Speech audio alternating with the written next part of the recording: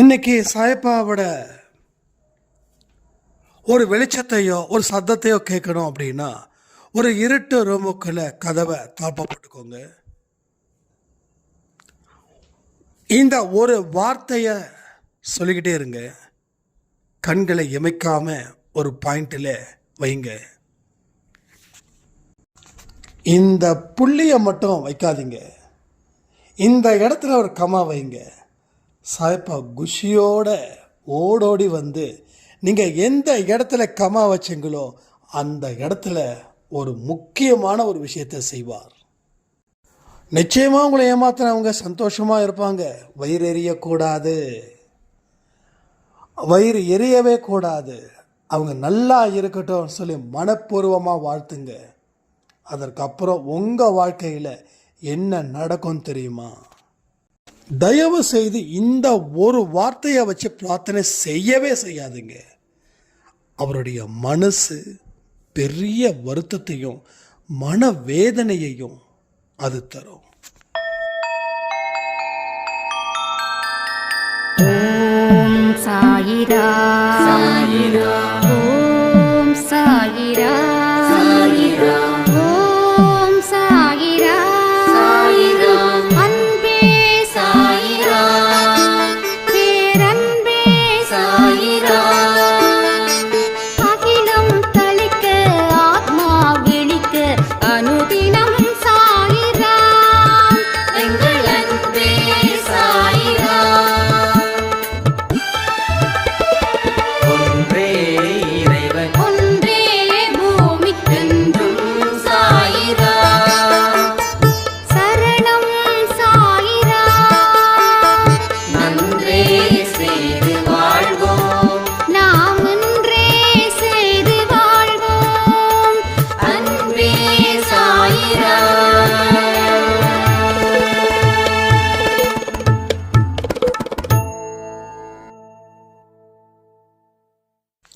சாய்ராம். என் உயிரின் உயிரானவர்களே, நொடிக்கு நொடி என் வாழ்க்கையில் மாற்றங்கள் ஏற்படுத்திட்டு இருக்கிற சாயப்பாவுக்கு நன்றி அப்படின்னு ஒரு சாய்ராமுடைய ஒரு ஆடியோ. அந்த ஆடியோவில் என்ன சொல்லியிருந்தாங்கன்னா,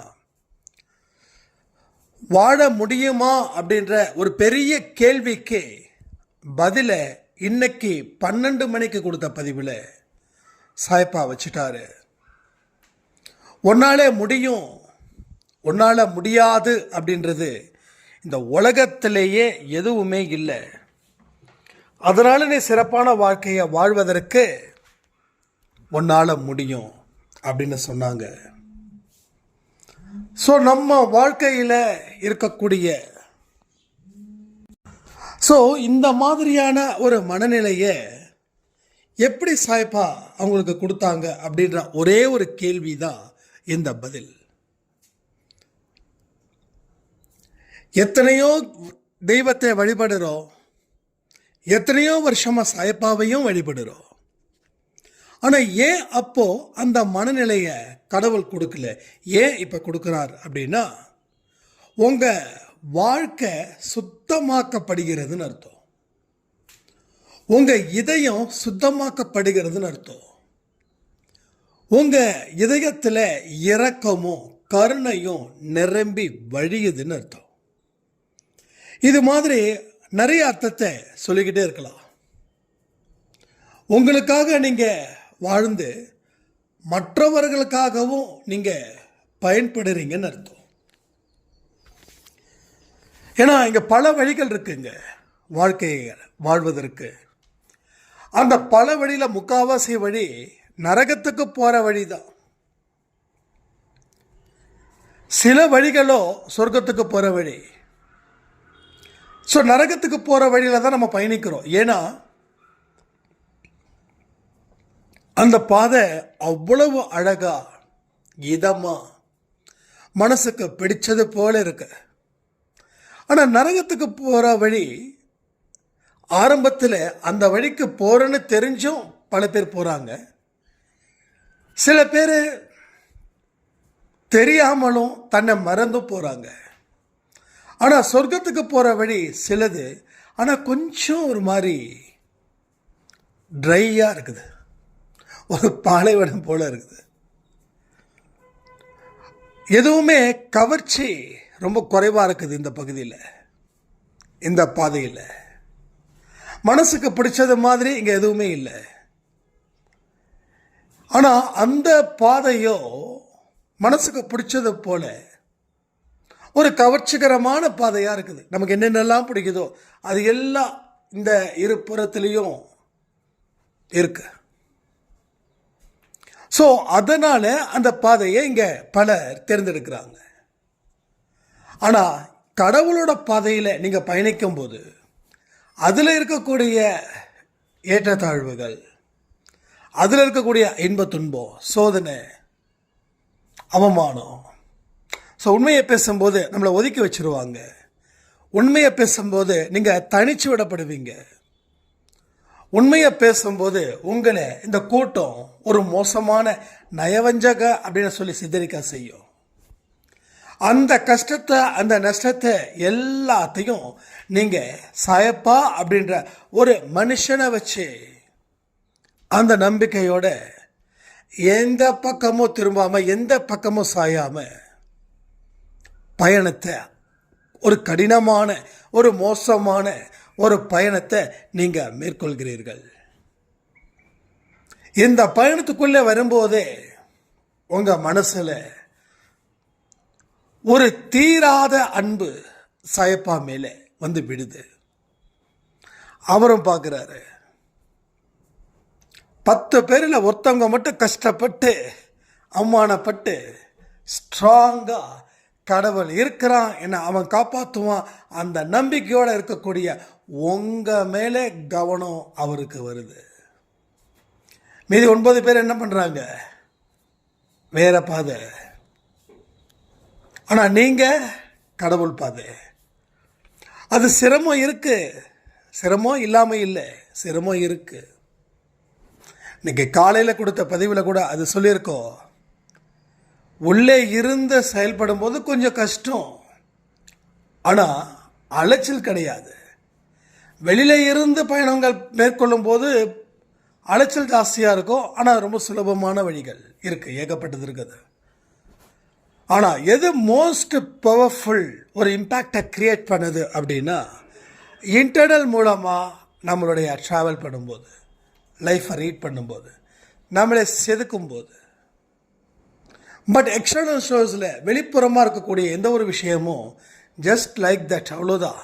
பட் டேர்னிங்ஸ் எல்லாமே, சேஞ்சஸ் எல்லாமே உள்ள இன்னர் உள்ளுக்குள்ளே அந்த இன்டர்னலாக தான் நடக்குதுன்னு சொல்லியிருந்தோம்.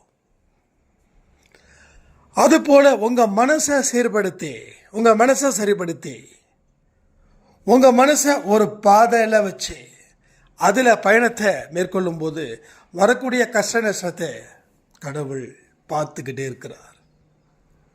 அவருடைய மனசு மாறுது. உங்கள் மனசில் ஒரு வார்த்தைகளை கொடுக்குறார். அந்த வார்த்தை இயல்பாக மட்டும் இல்லை, ஆச்சரியக்குறியாக நிற்குது. என்னால் முடியுமான்ற கேள்வி யாரும் உங்கள் காதில் வந்து சொல்லலை, எந்த மனுஷனும் சொல்லலை. அதற்கு தகுந்த மாதிரி சிச்சுவேஷனும் நடக்கலை. ஆனால் அதை தாண்டின ஒரு பவர்ஃபுல் ஒரு வேர்டு உங்களுக்கு வந்து நிற்குதுன்னா, தட்ஸ் அ காட்ஸ் வாய்ஸ். அதுதான் கடவுளுடைய வார்த்தைகள். இப்போ நம்ம வாழ்க்கையில் நல்லா சூப்பராக கொஞ்சம் கஷ்டப்பட்டுட்டு இருக்கோம்னு வச்சுக்கோங்களேன், ஏதோ ஒன்று சூப்பராக நடக்குது, அப்போ நம்ம ஆச்சரியப்படுவோம் இல்லையா? ஆனால் எதுவுமே நடக்காமல் டே பை டே நம்ம லைஃப் போகுது, but there is no improvement. அந்த நேரத்தில் ஒரு மனசுக்குள்ளே ஒரு வார்த்தை வருது, அது நமக்கு பேரானந்தத்தையும் ஆச்சரியத்தையும் ஏற்படுத்துது இல்லை? அதுதான். ஸோ எங்கேயாவது ஒரு பிடிப்பு இருக்கும், அந்த பிடிப்பை வச்சு தப்பிச்சுக்கோ அப்படின்னு சொல்லுவாங்க இல்லை பெரியவங்க. அந்த பிடிப்பு தான் இந்த வார்த்தைகள்.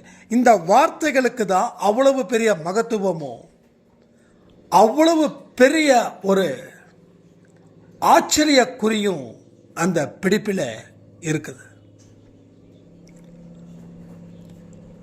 ஸோ அந்த இடத்துக்கு சிலர் மட்டும்தான் வர முடியும். இது சரியான சாதாரண வேர்டு கிடையாது. இது ஒரு வார்த்தை. இந்த வார்த்தைக்கு பின்னாடி எவ்வளவு அதிசயங்களும் அற்புதங்களும் அவங்களுக்கு இருக்குது. ஸோ இங்கே இருக்கிற ஒரு பிள்ளைகளும் அன்பசாய் குழந்தைங்க அத்தனை பேரும் இந்த மாதிரியான ஒரு சூழ்நிலையை நீங்கள் ஏற்படுத்துங்களேன். இந்த மாதிரியான சூழ்நிலையை நீங்கள் ஏற்படுத்த உங்கள் வாழ்க்கையில் நடக்க இருக்கும் அற்புதம் நீங்கள்லாம் சும்மா எதிர்பார்க்குறீங்க. நான் நினச்சது இவ்வளோ இன்னும் கொஞ்சம் சேர்த்து நடந்தால் பரவாயில்ல அப்படின்னு இல்லைங்க. இல்லை, அதை தாண்டி இன்னும் ஆச்சரியமாக பார்க்குற அளவுக்கு இந்த உலகம் உங்களை வியந்து பார்க்குதோ இல்லையோ, நீங்களே உங்களை வியந்து பார்க்கும்படி ஒரு வாழ்க்கையை அவர் கொடுப்பார். ஒரு வாழ்க்கையை அவர் தந்தே தீருவார். இதில் எந்த சந்தேகமும் உங்களுக்கு வேண்டாம். இந்த மாதிரியான விஷயங்களால தான் உங்கள் வாழ்க்கையில் ஒரு வெளிச்சத்தை ஏற்படுத்துகிறார். ஒரு வெளிச்சத்தை ஏற்படுத்துகிறார். கண்களை திறந்து பாருங்க. கண்களை திறந்து பாருங்க. கவனத்தோட பாருங்க. என்னதான் ஒரு இருட்டு உங்களை சுற்றி இருந்தாலும், அது கும்மிருட்டோ இல்லை அதை விட மோசமான இருட்டோ, கடவுளை நினைச்ச ஒரு திசையில் அந்த கவனத்தை வைங்க.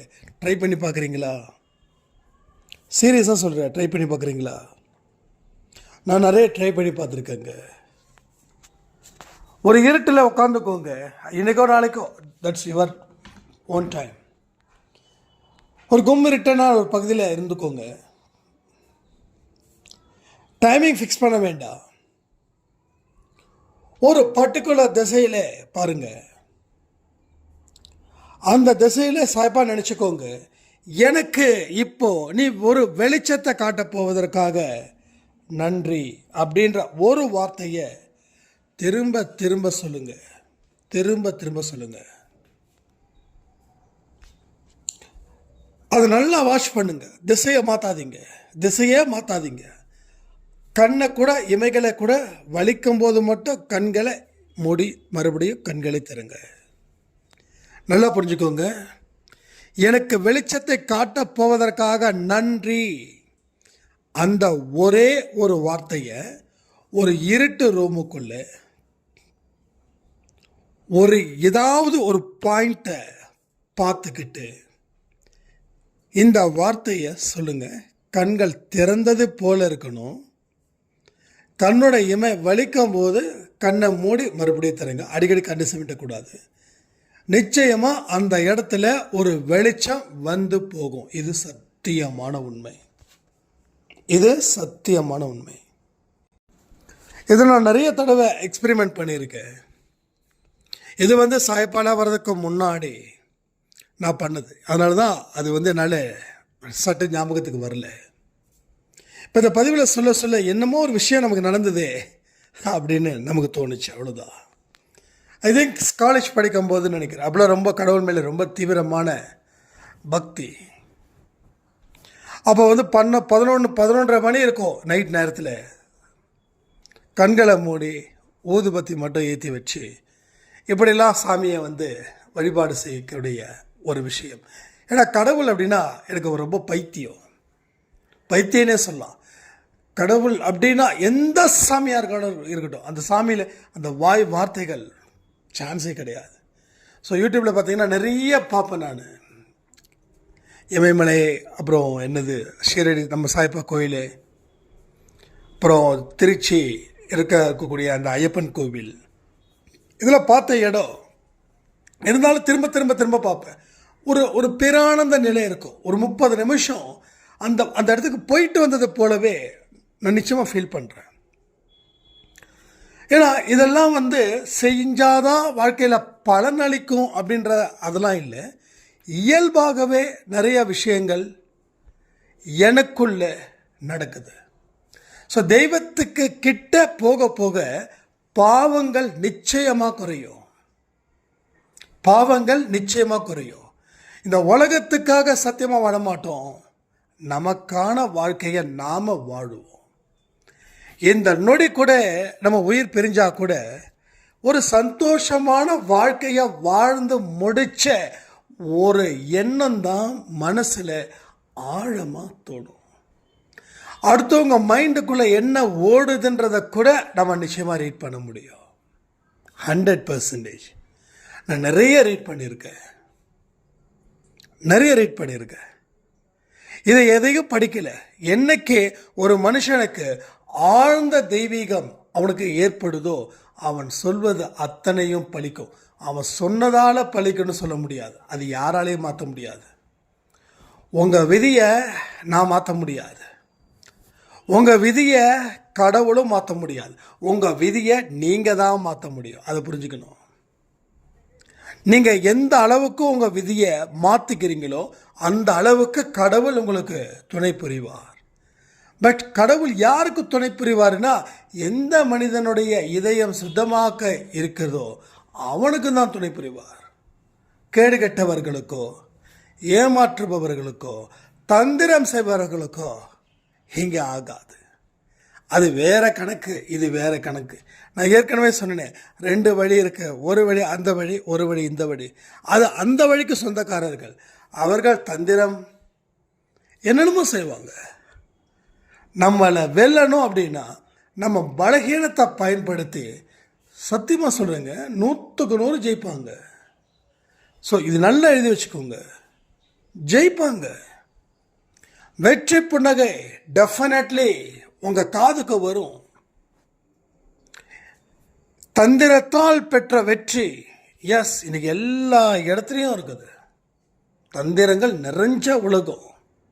ஒருத்தர் இன்னொருத்தரை ஏமாற்றுறத புத்திசாலித்தனம்னு நினைக்கிறான். ஸோ அந்த தந்திரத்தினால் பெற்ற வெற்றிகள் ஜாஸ்தி. நல்லா யோசிச்சு பாருங்க. உங்களை ஏமாத்தினவன் சந்தோஷமாக இருப்பான், ஏமாந்தவன் அழுதுகிட்டு இருப்பான். இருக்கானா இல்லையா? இருக்கீங்களா இல்லையா? எத்தனை பேர் இருக்கீங்க? கமெண்ட் பண்ணுறீங்களா?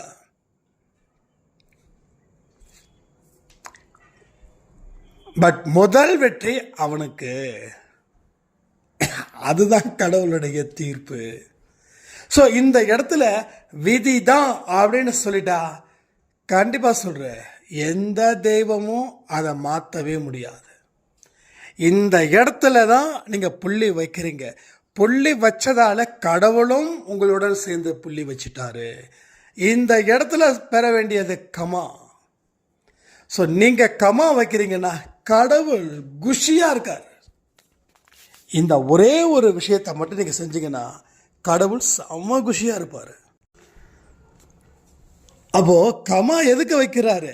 உன் வாழ்க்கை முடியலப்பா, இனிதான் உனக்கு தொடக்கம். உன் பலகீனத்தை பயன்படுத்தி ஒன்றை கதற விட்டான், அவன் ஜெயிச்சான். இப்போ அவனுடைய ஒட்டுமொத்த புண்ணியமும் உன் கணக்குக்கு வரப்போகுது. உன்னோட ஒட்டுமொத்த பாவமும் அவன் கணக்கு போக போகுது. இனி வாழ்க்கையில் தலைகீழாக நடக்க போகுது. இறுதி வரை நீ சிரிப்ப.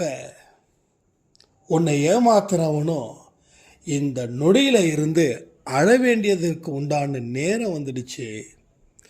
அவன் அழுகுறானேன்னு சொல்லி நீ என்கிட்ட ப்ரே பண்ணக்கூடிய நிலைமையும் காலமும் இதோ இப்போ இங்கேயே வந்துடுச்சு. இதை எத்தனை பேர் முழு மனதோட நம்புறீங்க? எத்தனை பேருக்கு நான் சொன்னதை போல ஒரு அனுபவம் சாய்ப்பா கொடுத்துருக்காருன்றதையும் கமெண்டில் கமெண்ட் பண்ணுங்கள். நம்ம பொறுத்த வரைக்கும் ஒரே விஷயந்தான், எல்லாரும் நல்லா இருக்கணும். உங்களை 1000 லட்சம் பேர் மோசமாக ஏமாத்தினாலும் ஒரு இடத்துல கூட அவங்க நல்லா இருக்கக்கூடாதுன்னு சொல்லி கடவுள்கிட்ட வேண்டாதீங்க. கடவுளுக்கு அந்த ஒரு வார்த்தையே அவ்வளவு மனசில் ஒரு கஷ்டத்தையும் ஒரு ஆழ்ந்த துயரத்தையும் கொடுக்கும். அது உங்கள் வாயில இருந்து சொல்லவே கூடாது. இது எல்லாமே உண்மை. ஏன்னா சச்சரித்திரத்தில் சொன்னதை தான் இங்கே சொல்லியிருக்கோம். அடுத்தவன் மனசை காயப்படுத்தாமல் வாழக்கூடிய வாழ்க்கை தான் எனக்கு பிடிக்கும். ஸோ அடுத்தவன் மனசை காயப்படுத்தாத வாழ்க்கை தான் எனக்கு பிடிக்கும். அடுத்த மனசை காயப்படுத்தினா என்னுடைய நெஞ்சியில் நீ வேலை வச்சு பாய்ச்சது போல, வேலை வச்சு குத்துனா எப்படி இருக்கும் நெஞ்சில், அது போலன்னு சொல்கிறார். இதுக்கு மேலே சாய்ப்பா மேலே என்ன சொல்ல முடியும்? அவருக்கு வலிக்கும் அப்படின்னா அதை நம்ம செய்யலாமா? அவருக்கு வலிக்கணும். உங்கள் உறவு இருக்காங்க, அவங்க உங்கள் மேலே அவ்வளோ பாசம் வச்சுருக்காங்க. அவங்களுக்கு வலிக்கும் அப்படின்ற ஒரு வார்த்தையோ ஒரு அடியையோ உங்களால் கொடுக்க முடியுமா? யோசிச்சு பாருங்க. அது போல் சாய்ப்பா அந்த ஒரு வார்த்தையை சொல்லும்போது நமக்கு அதில் என்ன குழப்பம் வரப்போகுது? ஸோ நோ, அந்த வார்த்தைக்கே சொந்தக்காரர்களாக நாம் இருக்கக்கூடாது. உங்களை ஒருத்தன் ஏமாத்தினா ஜெயிச்சான், சந்தோஷமாக இருக்கட்டும். அவனுக்கு அந்த சந்தோஷத்தை உங்கள் மூலமாக கடவுள் கொடுத்துருக்காரு, அவனை வாழ்த்துங்க, நீ நல்லா இரு அப்படின்னு இருந்துட்டு போனான், தப்பே இல்லை. அவன் அழிவறதால நமக்கு லாபமா? இல்லை. அவன் அழிஞ்சிட்டா உங்களுக்கு லாபமா? சத்தியமாக இல்லை. இது லாஜிக்கே இல்லை. நாம் சிறப்பாக வாழ்ந்தா நம்மளை யார் ஏமாத்துனாங்களோ அவங்கள கண்டுக்கவே மாட்டோம். உண்மையா இல்லையா? இது எத்தனை பேர் சரின்னு சொல்கிறீங்க? நல்லா புரிஞ்சுக்கோங்க.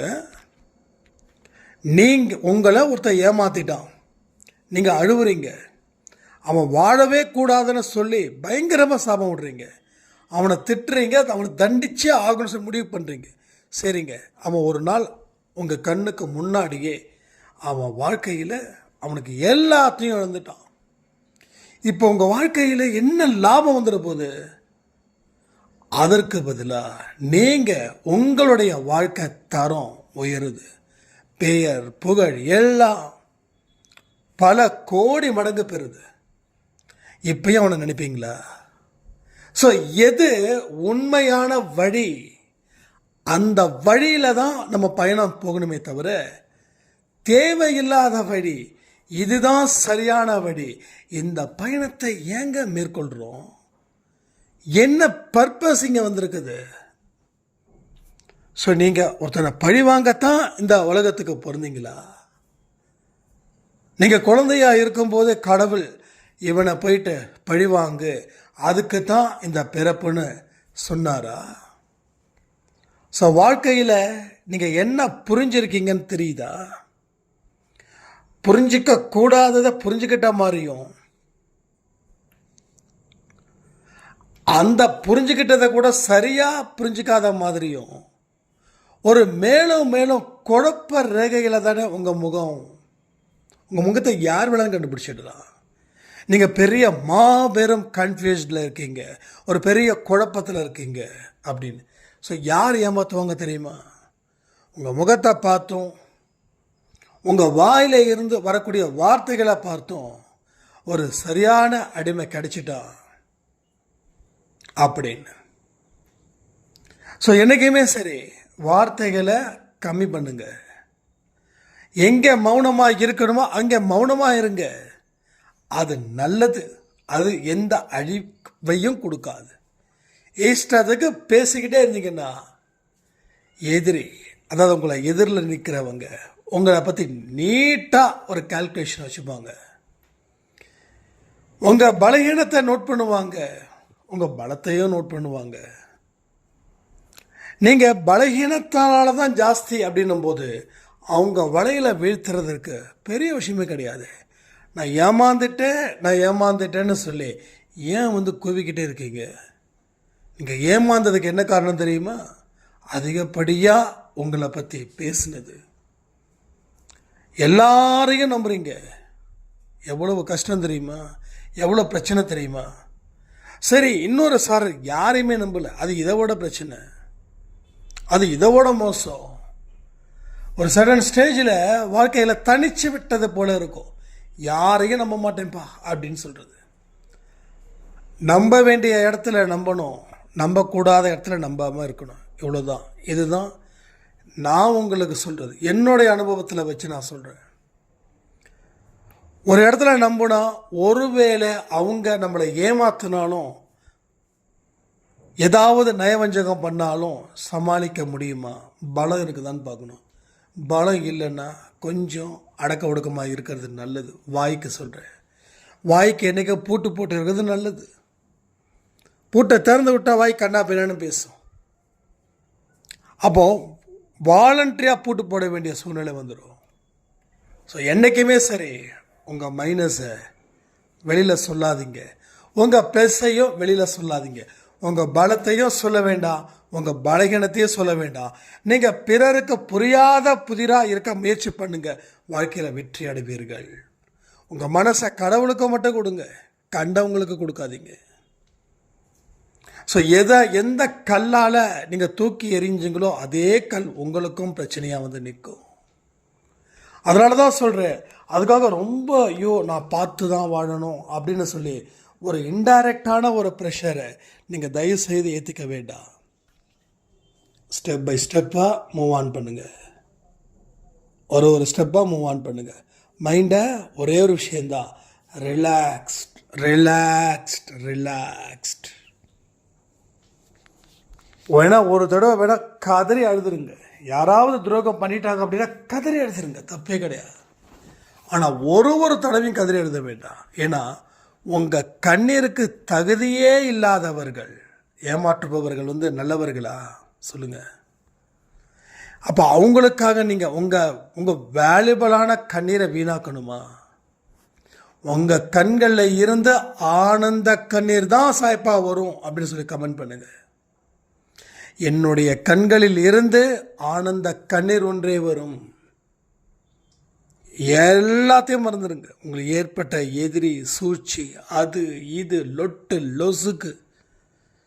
ஏன்னா இறைவன் அதை விட பெரியவன். அவன் நினைத்தால் ஒருத்தவனை வாழ வைக்கவும் முடியும், ஒருத்தவனை அழிக்கவும் முடியும். ஆனால் மனிதர்களால் இது முடியாது. ரெண்டாவது, இது கூடாது. முடியாதுன்றதை தாண்டி இது கூடாதுன்னு நினைங்க. இது தப்பு, இது என் தெய்வத்துக்கு பிடிக்காது, என் தெய்வத்துக்கு என்ன பிடிக்குமோ அதை செய்யறது தான் என் வேலை. என் தெய்வத்துக்கு பிடிக்காததை எந்த காரணத்தை கொண்டும் நான் செய்ய மாட்டேன். என்னால் ஒரு விஷயம் முடியும் அப்படின்னாலும் அது என்னோட தெய்வத்துக்கு பிடிக்கல, நான் செய்ய மாட்டேன்னு சொல்லி உங்கள் கைகளை நீங்களே கட்டிக்கோங்க. That's a great moment. இந்த மூமெண்ட்டு ஏதாவது ஒரு சூழ்நிலை வரும்போது இந்த மைண்ட் செட்டில் இருந்தீங்க அப்படின்னா கடவுள் உங்களை இறுக்கி கட்டி அணைத்து முத்தம் தருவார். நான் நிறைய இந்த விஷயத்தை உணர்வு பூர்வமாக நான் வாங்கியிருக்கேங்க. உணர்வு பூர்வமாக கடவுளே என்னை பார்த்து பெருமை பண்ணுற மாதிரியும் சில விஷயங்கள் நடந்திருக்குது. கடவுள் என் மீது கோபமாக இருந்து தடியடி நடத்தினது போலவும் சில விஷயங்கள் நடந்திருக்குது. நான் அதிகமாக மாட்டிக்கிறது இப்போ இல்லை, அதுக்கு முன்னாடி கமிட்மெண்ட் கொடுக்கறது. அவங்க மனசு கஷ்டப்படுமே, காயப்படுமே அப்படின்னு சொல்லி கமிட்மெண்ட் கொடுத்துருவேன். அது கடைசியில் நிறைவேற்ற முடியாமல் போயிடுச்சுன்னா கடவுள் என்னை தண்டிப்பது போல இருக்கும். இப்போல்லாம் என்னென்னா எஸ் ஆர் நோ, அவங்க மனசு வலிக்காதது போல நம்ம சொல்லிடுறோம். ஏன்னா யாருக்கும் ஒரு போலியான கமிட்மெண்ட்டை நாம் கொடுக்கவே கூடாது. நான் இது வரைக்கும் கொடுத்தது கிடையாது. சாய்ப்பா என்னைக்கு உள்ளே வந்து என்ன அவருடைய குழந்தையா முழுவதுமாக ஏற்றுக்கொண்டாரோ அன்னைக்கே இது நடக்கும், இது நடக்காது, இது முடியும், இது முடியாது. அப்போ நிறைய விஷயங்கள், நிறைய சேஞ்சஸ் இங்கே எக்கச்சக்கமாக நடக்குது. இங்கே உங்கள் மனசை உறுதிப்படுத்திட்டு நீங்கள் எந்த காரியத்தை செஞ்சாலும் அந்த காரியத்துக்கு பலன் மேலே பலன் இருக்கு. அப்போ இதுவரைக்கும் ஏன் எனக்கு பலன் மேலே பலன் கிடைக்கலன்னா ஒரே ஒரு விஷயம், மனதை உறுதிப்படுத்தவே இல்லை. நடந்தால் நல்லது அப்படின்னு நினச்சி ஒரு காரியத்தை செஞ்சோம். நடந்தால், புரிஞ்சுக்கோங்க, நடந்தால் அப்படின்னு என்ன மீனிங்? இது என்ன மீனிங்? இது சாதாரண வார்த்தை நீங்கள் நினச்சிக்கிட்டீங்கன்னா அது ரொம்ப தப்பு. ஆனால் இதுதான் நம்ம மனதில் இருக்கக்கூடிய சந்தேகன்றது. நடந்தால் நல்லது, அப்போது நடக்குமா அப்படின்ற ஒரு கேள்வி. அந்த இடத்துல துணை கேள்வியே இருக்கக்கூடாது, எந்த கேள்வியும் இருக்கக்கூடாது. ஒரே ஒரு விஷயம், நடந்தால் நல்லதில்லை, நடந்தே தீரும், அவ்வளோதான். ஸோ அதுதான் மன உறுதின்றது. இன்றைக்கி படித்தவங்க படிக்காதவங்க கூட மன உறுதியற்ற மனிதர்களாக இருக்காங்க. படித்தவங்களும் அந்த இடத்துல தான் முதல் இடத்துல இருக்காங்க. அந்த மன உறுதி கிடையாது. இன்னைக்கு ஒரு தோத்துட்டாங்க அப்படின்னா மறுபடியும் ஜெயிக்க முடியும்னு சொல்லி யாராலையும் உறுதியாக சொல்ல முடியாத நிலை போயிடுச்சே அப்படின்றதான் நினைக்கிறாங்களே தவிர அதை திருப்பி பெற முடியுன்ற நம்பிக்கை இல்லை. அப்போ மன உறுதி இல்லாத கோழைகளாக இங்கே நம்ம நிறைய பேர் வாழ்ந்துக்கிட்டு இருக்கோம். இது உண்மையா இல்லையா? ஸோ ஓப்பன் த ஹார்ட்னு சொல்லுவாங்க. உங்கள் ஹார்ட்டை திறந்து வைங்க. அந்த ஹார்ட்டை போட்டு மூட வேண்டாம். நேர்மறை எண்ணங்களால் மட்டும்தான் அதை திறக்க முடியும். அதுதான் அதுக்கு சாவி. இல்லைன்னா பூட்டுனது தான். பூட்டிட்டா எதிர்மறை எண்ணங்கள் தான். நிறைய பேரோட ஹார்ட் ஓப்பன் இல்லை, க்ளோஸில் இருக்குது. ஸோ நல்ல விஷயத்துக்கு உங்கள் இதயத்தை திறந்து வைக்கணும். அப்போ நல்ல மனிதர்கள் அந்த இதயத்துக்குள்ளே வருவாங்க. ஸோ திறந்து வைக்கலைன்னா நல்ல மனிதர்களே இருக்க மாட்டாங்க. ஒரு சைராம் சொன்னாங்க, என்னை சுற்றியும் அப்படி தான் இருக்காங்க, நல்லவர்களே இல்லை. அப்போ நம்ம சைடில் மிஸ்டேக் இருக்குதான்னு பார்க்கணும். ஒரு காலத்தில் எனக்கு சுற்றி இருக்கிறவங்க எல்லாமே மோசமானவர்களாக இருந்தாங்க. என்னோடய ஹார்ட்டு சரியில்லை. ஹார்ட்டில் அவ்வளோ அழுக்கு இருந்துச்சு, அவ்வளோ கோபம் இருந்துச்சு. ஆனால் ஒரு ஸ்டேஜுக்கு மேலே கடவுள் வரும்போது அதை சுத்தப்படுத்துகிறார் ஆட்டோமேட்டிக்காக. நான் சுத்தப்படுத்த தயாராக இருக்கிறதால அவர் சுத்தப்படுத்தினார். நான் கமா வச்சேன், அவர் கமா வச்சார். புள்ளி வச்சார், சித்திரவதை அனுபவித்தேன். கமா வச்சேன், சந்தோஷத்தை கடவுள் கொடுத்தார். புள்ளிக்கும் கமாவுக்கும் இதான் வித்தியாசம். ஸோ இனி என்னோடய லைஃப்பில் புள்ளியே வைக்க மாட்டேன். ஏன்னா கடவுள் தான் புள்ளி வைக்கணும், நான் புள்ளி வைக்க மாட்டேன். ஐ மீன் என் வாழ்க்கையை நான் எந்த காலத்திலையும் முடிவு பண்ணவே மாட்டேன். என்னோடய கல்யாணத்தை நான் முடிவு பண்ண நீங்கள் நினச்சிங்களான்னா உண்மையா நான் ஓப்பனாக சொல்லட்டுமா, என் கல்யாணத்தை முடிவு பண்ணதே சாய்ப்பா தான். காட் ப்ராமிஸ் நான் முடிவு பண்ணலை. அதுக்காக இந்த கல்யாணத்தை முழு மனதோட நான் பண்ணிக்கலன்னு சத்தியமாக சொல்ல மாட்டேன். கடவுள் கொடுத்த அத்தனையும் முழு மனதுடன் தான் நான் ஏற்றுக்கொள்கிறேன். அதனால தான் என்னை சுற்றியும் இருக்கக்கூடியவர்கள் சுத்தமானவர்களாக இருக்கிறாங்க. அசுத்தமாக இருந்தால் கூட அவங்கள சுத்தமானவர்களாக மாற்றக்கூடிய பொறுப்பு யார்கிட்ட இருக்குது? அவர்கிட்ட. ஏன் பொறுப்பு அவருக்கு இருக்குதுன்னா, நான் கொடுத்த அதனால் அவர் பொறுப்பை ஏற்றுக்கிட்டார். ஒருவேளை நான் பொறுப்பு அவருக்கு கொடுக்கலைன்னா அவர் எப்படி பொறுப்பேற்றுப்பார்? ஏற்றுக்க முடியாதுல்ல. ஸோ நான் தான் கொடுக்கணும். நீயும் என் வாழ்க்கையில் பொறுப்பேற்றுக்கோ. அந்த மாதிரியான வாழ்க்கை முறையை நீங்கள் வாழும்போது பல திருப்பங்கள் உங்கள் வாழ்க்கையில் நடக்கும், நடந்தே தீரும். அதை யாராலையும் மாற்ற முடியாது. நல்லா நோட் பண்ணிக்கோங்க. ஒரு மனுஷனால் கூட உங்களை அசைக்கவே முடியாது. ஏன், உங்கள் தலைமுடி கூட அசையாது. அந்த மாதிரி அவர் பொறுப்பானவராக மாறுகிறார். யாரை பற்றி எதை பற்றி கவலைப்பட வேண்டிய அவசியமே இல்லை. கடவுள் ஒன்றே ஒருத்தர் போதும். என்கிட்ட நிறைய பேர் கேட்டாங்க, என்னப்பா இப்படி, என்னங்க கல்யாணத்துக்கு அழைக்கவே இல்லையே, இப்போது எங்களெல்லாம் பார்த்தா சொந்தமாக தெரியலையா? ஒரே ஒரு வார்த்தை தான் சொன்னேன், எனக்கே என் கல்யாணம் நாளைக்குன்னு தெரியாது. ஆனால் அழைக்காமல் இருக்கிறது எனக்கு வருத்தம். ஆனாலும் கடவுளோட கட்டளையின்படி தானே என்னுடைய திருமணம் நடந்தது. அப்போ நான் அதுக்கு எப்படி பொறுப்பேற்றுக்க முடியும்? எதுவாக இருந்தாலும் அவரை கேளுங்க அப்படின்னு. ஆனால் எனக்கு நிச்சயமாக விருப்பம் இருக்குது. இங்கே ஒவ்வொரு அன்பை சாய் குடும்பத்தில் இருக்கிற ஒவ்வொருத்தவங்களையும் பார்க்கணும், பேசணும், அவங்கள நலம் விசாரிக்கணும் அப்படின்ற பொறுப்பு நிறைய இருக்குது, இப்பயும் இருக்குது. நீங்கள் நினைக்கலாம், நீங்கள் சும்மா சொல்லிட்டு தாங்க இருப்பீங்க. கண்டிப்பாக இல்லை. டெஃபினட்டாக ஒரு நாள் இதுக்கு சாத்தியமாகும். நீங்கள் கண்ணால் காணும்போது தான் நீங்கள் ஏற்றுப்பீங்கன்னு எனக்கு தெரியும். அது கடவுளுடைய விருப்பமாக கூட இருக்கலாம். அப்போது அது ஒரு நாள் கண்டிப்பாக நடக்க தானே போகுது. என்ன நடக்காமல் இருக்க போகுது நம்ம வாழ்க்கையில்? எல்லாமே நடக்குது. எது நடக்காமல் இருக்கும்? எல்லாமே நடக்கும். பொறுப்பை அவர்கிட்ட ஒப்படைச்சிட்டு அவர் சொல்லக்கூடிய வழிமுறைகளை என்னவோ அதை நீ ஃபாலோ பண்ணு. ஸோ ஸ்ட்ரெஸ்ஸே இல்லை, கோபமே இல்லை. நான் பொண்ணை பெற்ற வச்சுட்டேன், எனக்கு பொண்ணுக்கு வயசு இவ்வளோ ஆகுது, நான் என்ன பண்ணுவேன், ஏது பண்ணுவேன்? எங்கே நான் ஒன்றே ஒன்று கேட்குறேன்,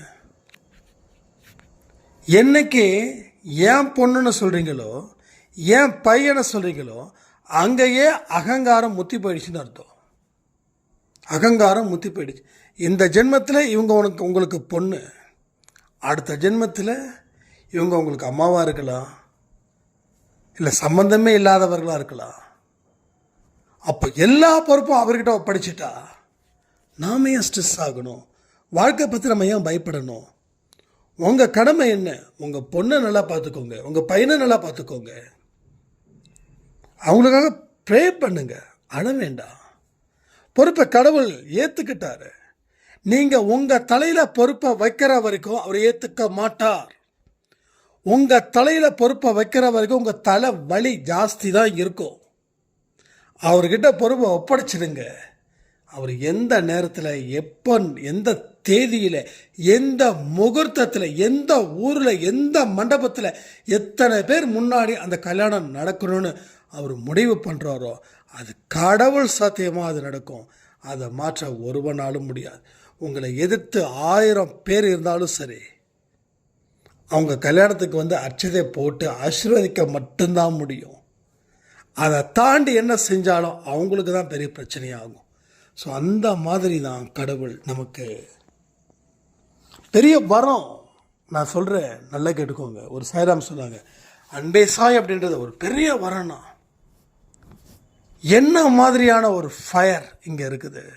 கடவுள் ஒரு குழந்தைகளையும் தனிப்பட்ட முறையில் என்ன தேவைகள் இருக்குதுன்றதை பரிபூர்ணமாக உணர்ந்து கொடுக்க வேண்டியதை கொடுத்து எடுக்க வேண்டியதை எடுக்கிறார். அருமையான வார்த்தை. இந்த வார்த்தை நான் சொன்னதே கிடையாது. கொடுக்க வேண்டியதை கொடுத்து எடுக்க வேண்டியதை எடுக்கிறார். நல்லது தானே? அவர் கொடுத்துட்டா நம்மக்கிட்ட இருந்து திருப்பி கொடுத்துட்டு போகிறோம் இல்லையா? ஸோ ரொம்ப எக்ஸலண்ட்டான வேர்ட்ஸ். உண்மையிலே சொல்கிறேன், அந்த அம்மா பேர் எனக்கு சரியாக ஞாபகம் இல்லை, என்றைக்கோ சொன்னது. அது இந்த ஃப்ளோவில் பேசும்போது அது வந்துடுச்சு. நீங்கள் கொடுக்குற கமெண்ட்டும் சரி, நீங்கள் அன்பேசாவில் கொடுக்குற ஆடியோ சரி, நான் கேட்காம இருந்ததே கிடையாது. அது வந்து என்னென்னா, நிறைய விஷயங்கள் நம்ம பேசுகிறோம், அந்தந்த ஃப்ளோவில் அது வரும். சரிங்களா? ஸோ மற்ற எல்லா சேனல்ஸும் கொஞ்சம் இன்ஆக்டிவாக இருக்குது. ஒரு சாய்ராம் சொன்னாங்க, இத்தனை சேனல் வச்சுக்கிட்டு நம்ம ஏன் அதிலலாம் எதுவுமே யூஸ் பண்ணாமல் இருக்கோம், ரொம்ப கஷ்டமாக இருக்குது அப்படின்னு. ஸோ ஒரு 1 or 2 days டைம் கொடுங்க. ஒரு சேனலுக்கும் என்னென்ன மாதிரியான கான்செப்டை பேஸ் பண்ணி நம்ம ரெடி பண்ணலாம் அப்படின்றத நம்ம யோசிச்சுட்ருக்கோம். அது மட்டும் இல்லாமல் இந்த யூடியூப்பில் கொஞ்சம் நிறைய இஷ்யூஸ் இருக்குது. கொடுக்குற ஆடியோவே டெலீட் ஆகுது. மறுபடியும் அவங்கக்கிட்ட கேட்டு என்ன ஏதுன்னா, இல்லைங்க ஒரு சின்ன ப்ராப்ளம் இருந்தது, சரி பண்ணிட்டோம், நீங்கள் ஒரு 1/2 hour கழிச்சு நீங்கள் பப்ளிஷ் பண்ணுங்கன்றாங்க. ஸோ இந்த விஷயத்தில் தான் இந்த பிரார்த்தனையும் கொஞ்சம் ப்ராப்ளம் ஆகுது. அதனால் எல்லாத்தையும் ஒரு 15 நாளுக்குள்ளே நம்ம சரி பண்ணுவோம். அது வரைக்கும் பொறுத்து இருங்க. ஸோ கடவுளோட வார்த்தைகளை கேட்கறது தான் வாழ்க்கையோட முதல் வெற்றிக்கு ஒரு தூண்டுகோலாக இருக்குதுன்றதை எந்த காரணத்தை கொண்டோ மறந்துடாதீங்க. வாழ்க்கைன்றது வாழ்வதற்காக தானே தவிர அதை அழிப்பதற்காக இல்லை.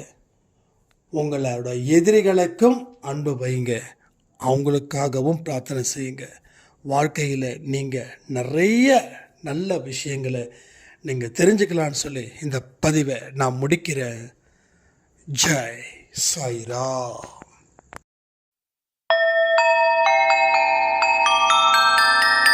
ஓம் சாயிரா, சாயிரா, ஓம் சாயிரா.